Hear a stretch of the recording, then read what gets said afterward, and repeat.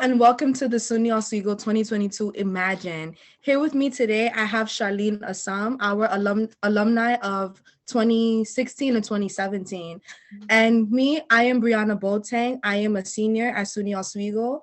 And a lot of my involvement is surrounded by WTOP as an entertainment reporter, a camera operator, as well as a section writer for her campus magazine. So Charlene, welcome, Happy New Year, and just introduce yourself. Tell us more about what it is that you do, your current position at your job, and the most energizing part about your career. Absolutely. It's very nice to be here. Happy New Year, everybody, or whoever is going to watch this and when you would. So I'm Charlene. I did go to Oswego. I was in the School of Business. I studied accounting. I did the 5-year program. So when Brie introduced me, she said 2016 because that was my undergrad year. And then 2017 was when I got my MBA. So I work as a content accountant at Netflix. I've been doing that almost it's about 10 months right now. It's going to be a year in March of 2022. And prior to working at Netflix, I worked at PwC, which is one of the big four accounting firms. I did that for the past 4 years. And then I transitioned last year to more on the industry side, and particularly media tech, which is kind of what the industry that Netflix is in. I think the most energizing part of my job, because I'm in the media entertainment space, is just really learning so much about the entertainment world. My experience primarily had been in like high-end retail luxury companies. That's a lot of the work that I had been doing, but now I'm very much everything is like media entertainment. So it's been very cool learning about productions, film, editing, subs and dubs, so many different terms and things that like I had absolutely no idea about. So that's something that I really like. I feel like every day I'm like learning a new thing about this industry, about residuals, like all the little like the unions, like which actors are like signed on to and all that kind of stuff. So it's very interesting. So I'm happy that I have the opportunity to be able to do that. So I really like that a lot. Yeah, well, that's amazing. Congratulations on that. I'm sure you're doing amazing at your job. And I believe that's one of the beauties of working in the entertainment industry. Apart from the television production and all the other important aspects that bring us to shows, I feel like there's a lot behind the scenes that are important and actually are make it possible for us to have these things to watch and enjoy, you know? Yeah, absolutely. It's so many things which, because not naturally, I'm not even like a big TV person, not even in the least. And even now, I'm still getting up to par with like watching shows and everything, even though I work, like at a fully streaming entertainment company. But it has made me now, I'm so conscious of like little things, like a lot of terms and things I hear at work, now I'm like, oh, okay, this makes sense, like it makes sense now that at least I'm seeing the back end of it before you actually see like a movie. Like so much work has gone into it behind the scenes and stuff. Yeah. Okay. Yes. So, while you were in school, can you tell us more about where your head was at the time, figuring out your career choice, how you got there, and what were some thoughts and goals for your career while you were in college? Yeah, absolutely. When I was in Oswego, I just knew that upon graduation I needed a job. Like even when people ask me till date, like you work at Netflix, like how did you get this job? I'm like, I needed a job. And and I wanted to work in tech. That was all I knew. I could not tell you that it was Netflix, like my be all and it all. It just so happened, God will, and God made it happen that way that it was Netflix. But it was definitely in school. I knew that I definitely needed a job because I started in the public accounting space. I knew that for sure I wanted to start my career there. And then I was living in New York at the time. It wasn't too much. I knew that I didn't want to have too much transition in terms of like moving to a new city and then having a job as well. So I knew, okay, I was familiar with New York City, but then at the same time too, like I just needed a job. So I was just trying to make sure that, whether it's getting involved on campus or making sure I interned throughout, like I pretty much interned almost every summer break while I was in Oswego, just to get that experience, because I knew that at the end of the day, that's what's going to help me. And then I think it's also important, especially as a student, to you need to know what your goal is, right?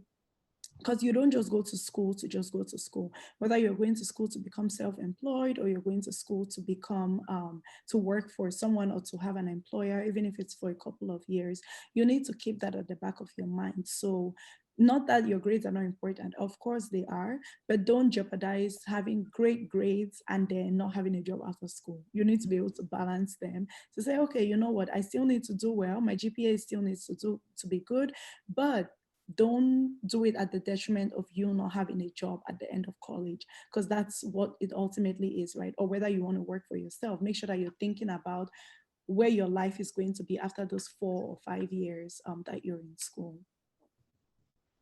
Nice. And I like that you touched on having that, figuring out that balance of making sure your grades are well and also prioritizing finding a job like for your career, because primarily that's what we're in school for, to get a job eventually after. Exactly. So, And it could be hard to be able to balance both, right? But ultimately, right, you're not going to school just for school, because it's expensive, right? So you need to make sure that you have a job or have something lined up after school, even if it's an internship, whatever the case, so that at least you're one, able to pay your student loans if you have any, and then you're also using that education meaning fully. Yeah. yeah. So, in terms of internships and experience, you've touched on it a little bit. So, what are some other experiences and accomplishments that you've made in college that has benefited you in your career? Yeah, I would say primarily I was very involved in the School of Business. Like I really miss I really, really, really, really until today, I think all my friends, everybody knows, like I loved being in the School of Business. I was very involved. I was part of Accounting Society, Beta Alpha Size, like the Accounting Honor Society. So we used to do taxes in the springtime, and it was a very nice opportunity. Got to meet a lot of people, be able to get real life experience also. And then I was part of African Student Organization, of course, ASO all day. That was me. I was a treasurer for ASO when I was a sophomore going into my junior year.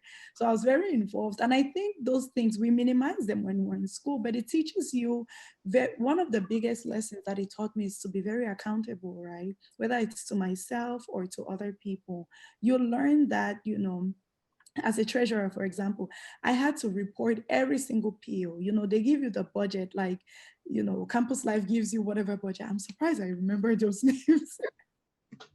Like Campus Life will give you like the budget, and you have to be able to be responsible enough to just not say, okay, we don't know what we spend the money on. When we had like ASO dinner or like Pan Africa, all of that stuff, you have to be able to be accountable. So I think that definitely getting involved on campus, that's the one opportunity that you have to meet people, mingle, because there are so many people who I met who not necessarily were African or anything, just in school and by interacting with people, that we're still very close till now, right? And those are lifelong friendships. And I really think one of the biggest things that you will learn when you leave Oswego, your good friendships outside of school are your people you went to Oswego with.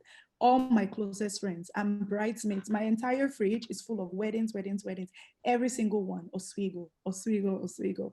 So you get to meet like really lifelong friends, right?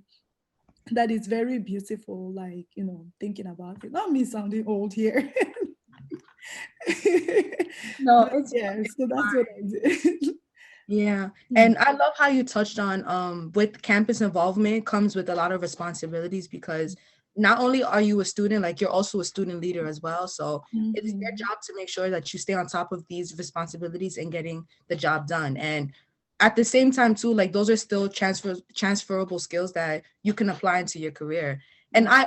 I don't know why I didn't mention this. I also was a part of ASO my Nice. sophomore year, and I was director of public relations. So Okay. Yeah. like I just think it's a part of us. Like even though you were in it, you can't forget about everything you've done because you put so much work. Work. And Oh my God. Like you dedicate so much of your time. It's a beautiful experience, but it's not an easy commitment to make. not at all. Yeah. Not at all. I agree. But it's definitely, I'm so happy that I was a part of it because I have that skill. I met the people that I met in that organization, and it was just like you said, a beautiful experience. I met some people, just a home away from home. So Right. being able to be a part of that and creating that, that was just amazing. So Exactly. has there ever been a decision that you had to make or change your mind along your path? If so, like tell me more about that. Um, I would say probably maybe the biggest decision career wise was two things. I think when I was ready to leave New York, a lot of people were like, "Oh, why are you leaving? Like they pay more down in New York and stuff." And it was hard because I really love New York. Like transitioning to a new city when when you're not in school anymore. And then I also moved during the pandemic. So to be honest with you, I don't really have friends down here. So it's not been easy because I'm not going into an office. I work from home and pretty much I have my family here, but at the same time too. So it wasn't easy because I didn't not like New York. I really miss it every day. But at the same time, it was just a decision that like I had to make. And I always tell people that you need to really listen to yourself because I didn't hate it. I just knew that my time was up in New York. Like I needed to leave if I was going to be able to be where I am today.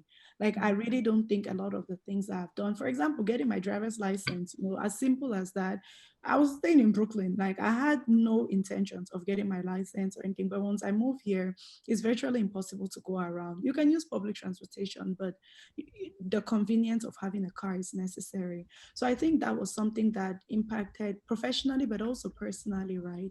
And then also when I was ready to leave public accounting, um, I I kind of had interest in things, but to be honest with you, I really wasn't even sure what I wanted to do. So even, if you're a student who is going to be listening to this, many of us you don't have to figure everything out.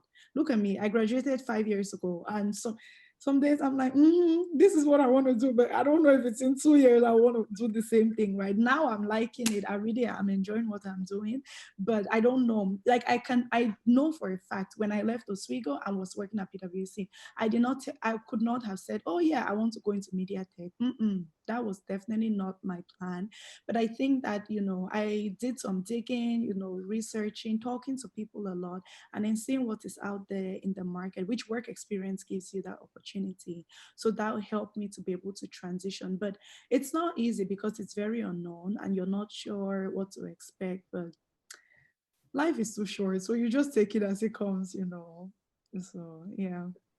And I'm with everything that you said, especially being from the city as well, I definitely understand how that's a big step from making that change from, coming from a city where there's so much diversity, you're from a melting pot and you have all these like advantages and benefits for you, like having to use public trans, not needing a car, Mhm. and how it's just easily accessible to get everywhere. And Yeah.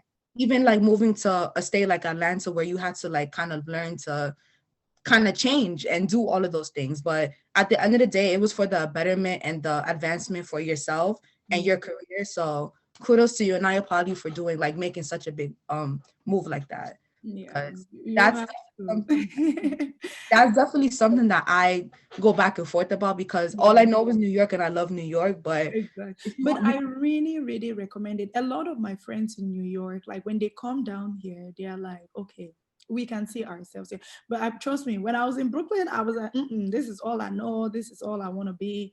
And so, but then once I was like, you know what? I think I need to try something else. There's so much, so much, so much beauty in different states. And you learn to like and love different things about the different places. I know I can tell you 1 year being here, I'm not moving back. Absolutely no desire to do that. So that I can tell you that New York, I love you, but I'm not moving back there. Mm-mm.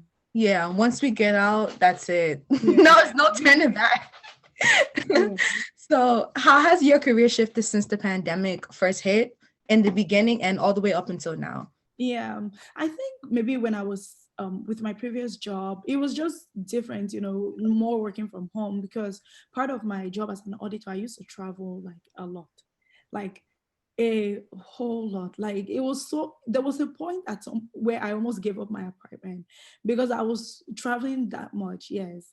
So I used to travel a lot. And then honestly, I didn't mind when the pandemic hit. I was actually very happy because I was like, I have no interest in traveling anymore. I was just getting tired of it. it's very difficult to maintain relationships with people because I used to come back to New York on Thursday nights, Friday I go in. I'm in New York Friday, Saturday, Sunday I've left again.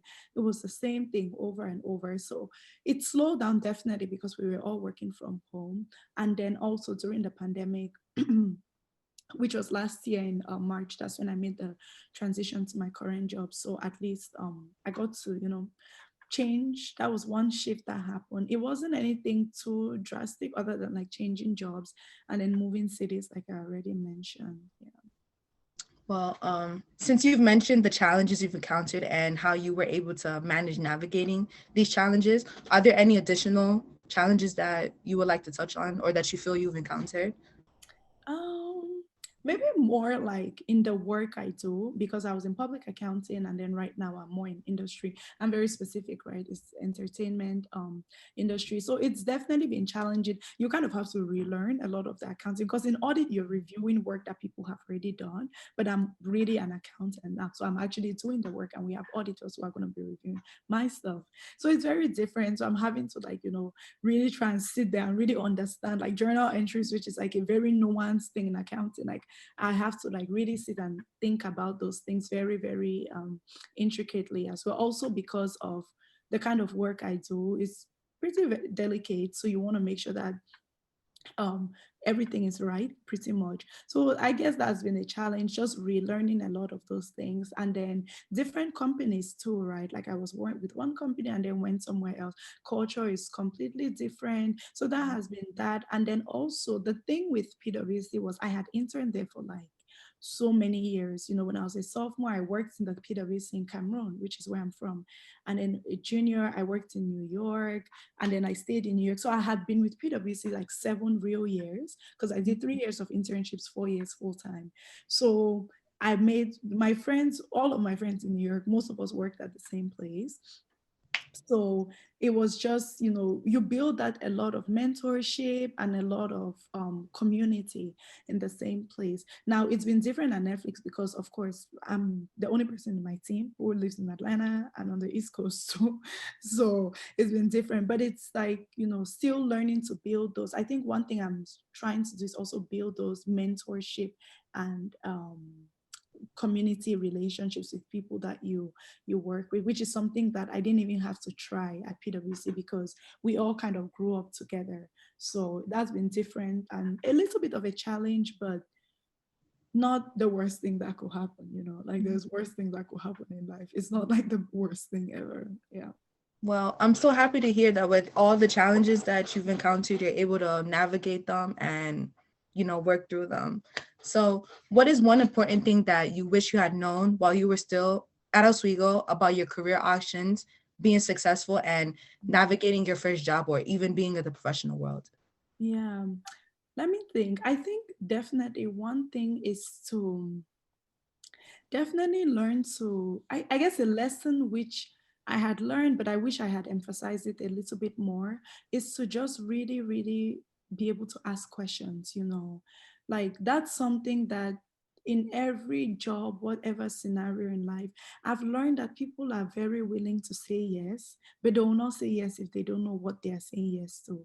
So you have to be able to really, really, really, really put yourself out there and try your best to ask, because you'll realize in the professional world, like you have to fight for yourself and you have to be able to speak your own truth and to say, okay, this is what I want to do, this doesn't really go my values and I'm not comfortable doing this, or I would rather do something else.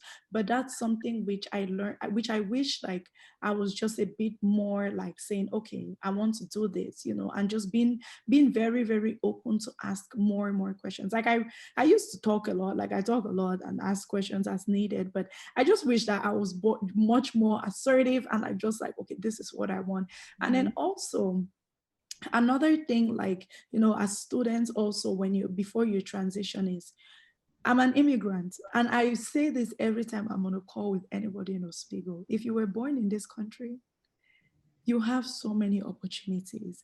And I say it because I'm talking from somebody who lost the scholarship, right? Because I was just not American. So there's so many opportunities, whether it's internships, and don't wait for them to come to campus. Go online and apply. Go online and apply, look at things, talk to your friends who go to maybe bigger schools. SU is a bigger school for different programs, right? They have some opportunities there that we may not necessarily have. Be very, very open. You were part of AS, so connect with people who are in their African student organization in those schools. It's very easy to find it. Just go on their Instagram pages. Most of us have Instagram, right? It's so easy to do that. So you have to be able to take advantage of those opportunities, because there are so many, especially if you're a minority. When I hear a minority saying, oh, I can't find a job, what are you talking about? In this day and age, like, that's not, tell me that you're not looking. Don't tell me you can't find it. You know, yes, it may take you a while, but it's there, and you just have to look, right? You have to ask around. You have to be very, very vocal. And Google is good for many things, right? The same as YouTube. You have to be able to research and just see what other people are doing. You know, you're in the business school, there's Inroads, which is a program that literally connects you with companies that can get you full-time, start from internship to get a job. There's MLT, John Legend's company. Like, they don't recruit from Oswego. Many people don't know about it, but it is, or anyway, many people know now. My cousins know because I forced them. Those Yeah. they know now, but you know, for those who don't know, like, there's so many organizations that really, really try to help, especially the advancement of minorities, that we need to really, really take advantage of. And like I said, I've lost a lot being an immigrant, so I've seen what people who are born in the US, that blue passport you carry, that thing has power, so you better use it to your advantage. Yeah. Wow. Thank you so much for your insights and everything that you share. And it's true what you say. Like, there's so much power in networking, connecting, and putting yourself out there. And all of that comes from being assertive and putting yourself out there, knowing what you want, and just simply asking for it. Like, you cannot get anything if you do not ask. And if they tell you no, you're asking the wrong person. Go to somebody else. That's one thing I've learned, and it's been working in my favor. Yeah, Like, exactly. if they tell you no, you're asking the person, you need to stop. But yeah, you absolutely. And to be honest with you, like, right, you know, for anybody who is going to end up watching this, like, even if you're like in the science field, you know, like if you're an engineer, my brother went to Oswego and he did engineering, right? Like, I can put you in contact with somebody. There's so many of us who left Oswego, we kind of still have a very tight-knit community. It's like, there's always somebody. So reach out to me if you're not sure. My information will probably be in the description or somewhere. Reach out to me on LinkedIn. You know, you can find me on the Migrant Hope on Instagram as well. And reach out. I'll find somebody who knows somebody who knows somebody. If you're serious, we're gonna get it done. That's all I say. So reach out as much as possible. I will never say no. I'll probably just say, okay, maybe not today, but the good and bad part about it, my personality, is I don't know how to say no. So that's a good thing. So definitely ask, is definitely available and ready for you. well, it's for the betterment of people like you and me. So it doesn't hurt that it's not bad that you don't say no, you know? Yeah. So don't worry about that at all. Don't. It's amazing that you're actually wanting to and willing to be a resource to people, because a lot of people find themselves a lot of people find themselves like just stuck, not knowing where to go and who to speak to. And as long as we keep that connection and that empowerment amongst one another, like, we're just gonna keep leveling up and being in the places that we're destined to be. Yeah, absolutely. And a lot of the stuff, I didn't have absolutely nobody I talked to when I was in school, because I didn't know anyone. I had also just come from Cameroon. So like, it was very different for me. And I can promise you, I did not have any mentor who looked like me, or like, you know, was in any place that I wanted to be. So my way of giving back, and I think it's so important, it's like, anything I know, you can ask my cousin who goes to Oswego. She's tired of me. Every little thing I did in school, she has done it, and she has done more, because that's the whole point, right? And then I told her, I said, the only way you can repay me is by doing it to somebody else. So Yes. you have to be that person for it. I don't want thank you, you know, that's that. But you need to make sure that you are graduating Oswego in May with a job. So make sure that whoever is coming behind you is graduating with a job as well. So That's yeah. the Yeah, that's beautiful. That was just beautifully said. Like all the trailblazing and the hard work that we're putting in, it's so that we're setting the example for the future generations of us to come and be able Absolutely. to do the same for themselves. But Absolutely. Charlene, thank you so much for your time, your Yeah. wisdom, your knowledge. To the Laker family, we appreciate you. We embrace you. We're so proud of all your accomplishments. I definitely will be looking to connecting with you. So Yes. look out for that email. Look out for that Yes, reach message. out. Yes, But and my Oswego email is still active. I still use it till date. It's like casam@oswego.edu. So awesome. mm. Definitely will be emailing you and getting in contact with you. And for everyone else tuned in and watching, thank you for tuning into the Imagine 2022 programming, and be sure to look out for more that's to come.